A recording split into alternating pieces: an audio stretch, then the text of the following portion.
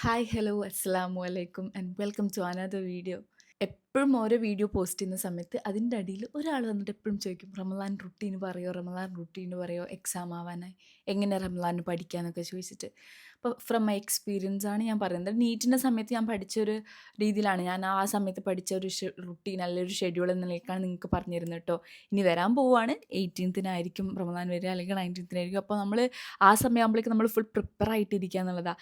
ഇവൻ ദോ നോമ്പാണ് എന്ന് വിചാരിച്ചിട്ട് നമ്മൾ പഠിക്കാതിരിക്കുക അല്ലെങ്കിൽ ടൈം വേസ്റ്റ് ചെയ്യുക ഒന്നും ചെയ്യരുത്. കാരണം ആ ഒരു റമളാൻ അല്ലെങ്കിൽ നോമ്പ് എന്ന് പറഞ്ഞ സമയത്ത് ഏറ്റവും പെർഫെക്റ്റ് ടൈമാണ് നമുക്ക് മാർക്ക് സ്കോർ ചെയ്യാനും നമ്മുടെ പ്രശ്നങ്ങൾ ഡയറക്റ്റ്ലി പറയാനുള്ള ഒരു ടൈം പീരീഡാണ് അത് കേട്ടോ. അപ്പോൾ ഈ ഒരു വീഡിയോ ഞാൻ മെയിൻലി സ്പെസിഫിക്കലി അതായിരിക്കും പറയുന്നുണ്ടാവുക, എങ്ങനെയായിരുന്നു ഞാൻ പഠിച്ചിട്ടുണ്ടായിരുന്നത്. ഫസ്റ്റ് ഓഫ് ഓൾ, എല്ലാവർക്കും അറിയാമല്ലോ, രാവിലെ നമ്മൾ അത്താഴം കഴിക്കുന്നുണ്ടാവും, പിന്നെ വൈകുന്നേരം ആവുന്ന സമയത്ത് മഗ്‌രിബ് ബാങ്ക് കൊടുക്കുന്ന സമയത്ത് നമ്മൾ നോമ്പ് തുറക്കുന്നുണ്ടാവും അല്ലേ. അപ്പോൾ ഈ ഒരു ടൈം പീരീഡ് രാവിലെ അത്താഴം കഴിച്ച മുതൽ നോമ്പ് തുറക്കുന്ന വരെ എല്ലാവരും ഫാസ്റ്റിങ്ങിലായിരിക്കും, ഫുഡ് കഴിക്കുന്നില്ല, വെള്ളം കഴിക്കുന്നില്ല, വെള്ളം കുടിക്കുന്നില്ല. അപ്പം ആ ഒരു സ്റ്റേജിലായിരിക്കും, സ്റ്റാർവിങ് സ്റ്റേജിലൊക്കെയാണ് ഉണ്ടാവുക. പക്ഷെ ആ സമയത്ത് പോലും ആദ്യത്തെ ഒരാഴ്ച മാത്രമേ ബുദ്ധിമുട്ടുണ്ടാവുള്ളൂ. പിന്നെ അങ്ങോട്ട് നമ്മളെല്ലാവരും സെറ്റാവും, റെഡി ആവൂലേ.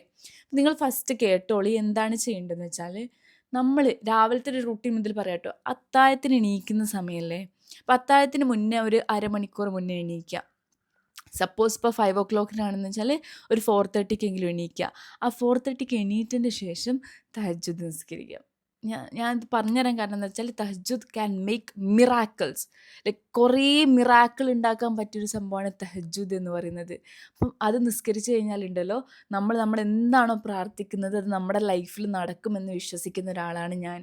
അത്രയും കാലം ഒരു ഹോപ്പില്ലാതെ ഞാൻ, തീരെ ഒരു ഹോപ്പില്ല, എന്താണ് ചെയ്യണം, എനിക്ക് മാർക്ക് ഉണ്ടാവില്ല, അല്ലെങ്കിൽ എനിക്ക് മെഡിക്കൽ കോളേജിൽ അഡ്മിഷൻ കിട്ടില്ല എന്ന് വിചാരിച്ച് ഞാൻ നിസ്കരിച്ചത് ആ തഹജ്ജുദ്, ഡെയിലി തഹജ്ജുദ് നിസ്കരിക്കുമായിരുന്നു, നന്നായിട്ട് പ്രാർത്ഥിക്കുമായിരുന്നു.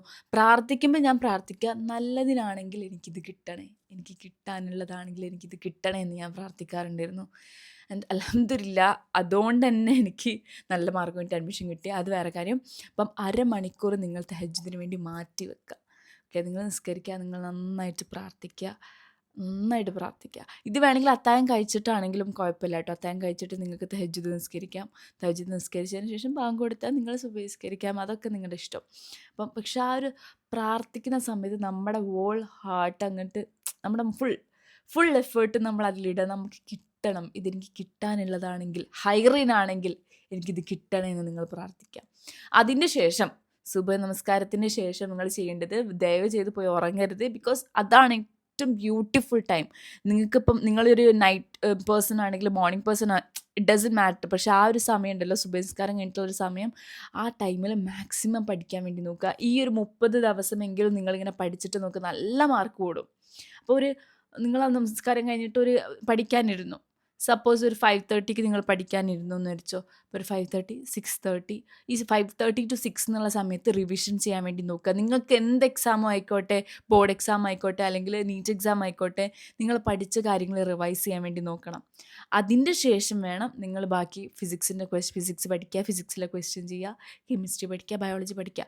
ഈ 3 സബ്ജക്റ്റും ഡെയിലി ചെയ്യണം കേട്ടോ. അപ്പോൾ രാവിലെ നിങ്ങൾ അത് ചെയ്തു. അതിനുശേഷം ചില ആൾക്കാർക്ക് 8 മണിക്ക് ക്ലാസ് ഉണ്ടാൽ മതി. അപ്പം 8 മണിക്ക് ക്ലാസ് പോവുക, 8:30 ക്ലാസ്സിന് പോവുക, അല്ലെങ്കിൽ 10-ന് ക്ലാസ് ഉള്ളവരുണ്ടാവും.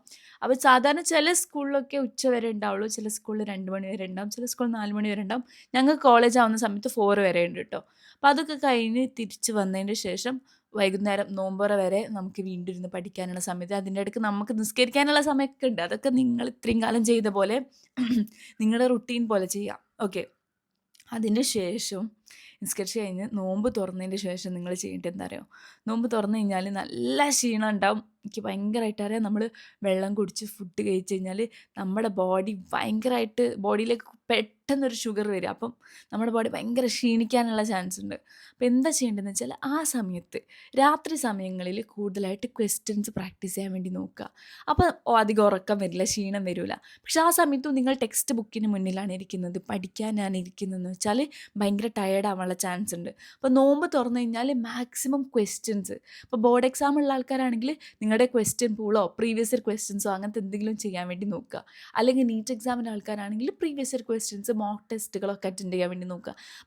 നോമ്പ് തുറന്നതിന് ശേഷം മാക്സിമം നിങ്ങൾ അതിലേക്ക് എഫേർട്ട് ഇടുക, ക്വസ്റ്റ്യൻസ് പ്രാക്ടീസ് ചെയ്യാനും ക്വസ്റ്റ്യൻസ് ചെയ്യാനൊക്കെ വേണ്ടിയിട്ട് നോക്കുക. അതാണ് സമയത്ത് ക്ഷീണിക്കില്ല. പിന്നെ രാത്രി തറാവിൻ്റെ സമയമാണ്. തറാവിൻ്റെ സമയത്ത് നിങ്ങൾക്ക് തറാവി നിസ്കരിക്കാം. ഇതൊക്കെ ഞാൻ പേഴ്സണലി പറയുകയാണെങ്കിൽ ഞാൻ നീറ്റിൻ്റെ സമയത്ത് ഞാൻ എനിക്ക് ഭയങ്കര ആഗ്രഹം ഉണ്ടായിരുന്നു എനിക്ക് നീറ്റ് കിട്ടണം എന്നുള്ളത്. അപ്പോൾ എനിക്ക് മാക്സിമം എഫേർട്ട് എവിടെ കൊടുക്കാൻ പറ്റും അവിടെ ഞാൻ കൊടുത്തിട്ടുണ്ടായിരുന്നു. പക്ഷെ നിസ്കാരവും നോമ്പും തഹജ്ജുദും മാത്രമായിരുന്നില്ല, അവിടെ ഞാൻ പഠിച്ചിട്ടുണ്ടായിരുന്നു.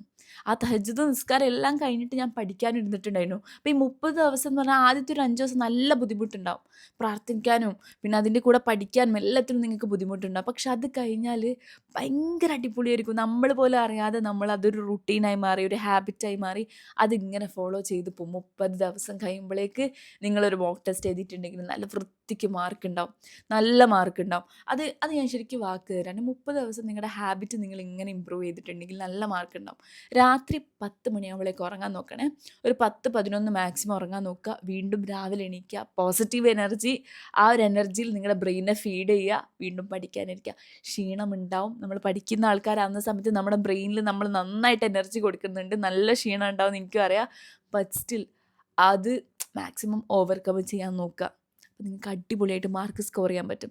ഇതാണ് ഒരു റുട്ടീൻ എന്ന് പറഞ്ഞ സംഭവം. രാവിലെ മാക്സിമം ടൈം കൊടുക്കുക, രാത്രി പെട്ടെന്ന് കിടന്നുറങ്ങാൻ നോക്കുക, രാത്രി ആകുന്ന സമയത്ത് കൂടുതലായിട്ട് ക്വസ്റ്റ്യൻസ് ചെയ്യുക. അപ്പോൾ എന്നോട് ആ ചോദിച്ച കുട്ടീനോട് എനിക്ക് പറയാനുള്ളത്, നിൻ്റെ മാക്സിമം എഫേർട്ട് നീ കൊടുത്തു നോക്ക്, നിനക്ക് നല്ല റിസൾട്ട് ഉണ്ടാക്കാൻ പറ്റും, നല്ല നല്ല നല്ല വണ്ടേഴ്സ് ഉണ്ടാക്കാൻ പറ്റും. നന്നായിട്ട് പ്രാർത്ഥിക്കുകയും ചെയ്യുക. നീ ആഗ്രഹം കൊണ്ട് പ്രാർത്ഥിക്കുക. ഉള്ളിൽ ആഗ്രഹം ഉണ്ടാവണം, എനിക്ക് ഇതന്നെ കിട്ടണം എന്നുള്ളൊരു ആഗ്രഹം ഉണ്ടായിട്ട് പ്രാർത്ഥിച്ചാലുണ്ടല്ലോ, നമ്മൾ എന്താണോ വിചാരിച്ചത് നമ്മുടെ കയ്യിലേക്ക് എത്തും, നമ്മുടെ ഉള്ളിലേക്ക് എത്തും. അതിൻ്റെ ഒരു ഹോപ്പ്. ഓക്കെ, അപ്പോൾ അത് like actually it will make wonders. ഇതാണ് എനിക്ക് നിങ്ങളോട് പറഞ്ഞു തരാനുള്ള എൻ്റെ ലൈഫിൽ നടന്നൊരു കാര്യമാണ്. എൻ്റെ ലൈഫിൽ ഞാൻ അനുഭവിച്ചൊരു ഭയങ്കര എനിക്ക് സന്തോഷം കൊണ്ട് ഞാൻ ആലോചിക്കുന്ന സമയത്ത് കിട്ടിയ ഒരു ബ്ലെസ്സിങ് ആയിരുന്നു അത്. I was lucky. നമ്മൾ പറയില്ലേ, നീ ഭയങ്കര ലക്കിയാണ്, നിനക്ക് കോഴിക്കോട് മെഡിക്കൽ കോളേജിൽ അഡ്മിഷൻ കിട്ടിയല്ലോ, അല്ലെങ്കിൽ നീ അതാക്കിയല്ലോ ഇതാക്കിയല്ലോ, നീ ടോപ്പർ ആയല്ലോ എന്നൊക്കെ നിങ്ങൾ ഭയങ്കര ലക്കിയാന്ന് പറയില്ലേ. പക്ഷേ ലക്ക് എന്നുള്ളത് നമ്മൾ വെറുതെ ഇരുന്നാൽ കിട്ടുന്നൊരു സാധനമല്ല. അതിന് നമ്മൾ കുറച്ച് പരിശ്രമിക്കുകയും ചെയ്ത് നമ്മുടെ ഭാഗത്ത് നിന്ന് കുറച്ച് എഫേർട്ട് ഇട്ട് നമ്മൾ പ്രാർത്ഥിക്കുകയും കൂടി ചെയ്ത് കഴിഞ്ഞാൽ നമുക്ക് കിട്ടുന്ന ബ്ലെസ്സിങ്ങിനെയാണ് ആൾക്കാർ ലക്ക് എന്ന് വിളിക്കുന്നത്. ഞാൻ ലക്കിയാന്ന് ആരെങ്കിലും പറയുന്നുണ്ടെങ്കിൽ എനിക്കറിയാം ഞാൻ അതിൻ്റെ ബാക്കിൽ എത്രത്തോളം എഫേർട്ട് ഇട്ടിട്ടുണ്ടെന്നത്. അതാണ് ഞാൻ നിങ്ങളോടും പറയുന്നത്. നിങ്ങൾ എഫേർട്ട് ഇടുക, അപ്പം അതിനനുസരിച്ചുള്ള റിസൾട്ട് എന്തായാലും നിങ്ങൾക്ക് കിട്ടും. All the best. 30 ദിവസം നന്നായിട്ട് ഉപയോഗിക്കാം.